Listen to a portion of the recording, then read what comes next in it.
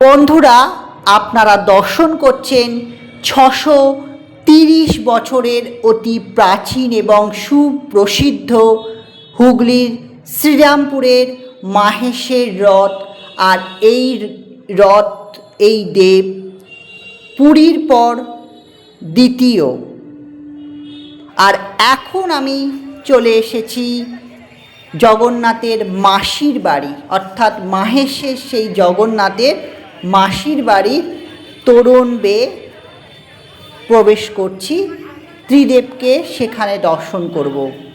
আর জগন্নাথ দেব তার ভাই এবং বোনকে নিয়ে 7 দিনের জন্য সেখানে বেড়াতে এসেছেন। তো মাসির বাড়িটি আগে স্টেশন থেকে এলে তারপরে জগন্নাথ দেবের যে মাহেশের মন্দির, সামনে একটি মেলা বসেছে দেখতে পাচ্ছেন। আর চলুন আস্তে আস্তে ভিতরে প্রবেশ করি।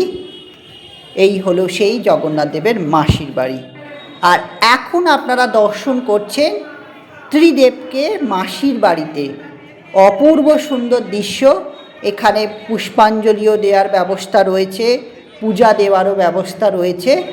খুবই সুন্দর। আপনারা প্রভুকে দর্শন করুন, নিজেদের মনের যা কামনা বাসনা তা জানান।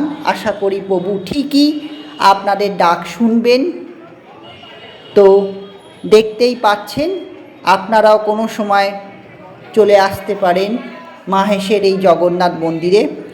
পার্সেল ভোগের কুপনে রয়েছে, বসে খাওয়ারও ব্যবস্থা রয়েছে। 250 টাকা বসে খেলে, পার্সেল হলে 110 টাকা। ভিডিওটি এখানে শেষ করছি। খুব ভালো থাকুন আপনারা।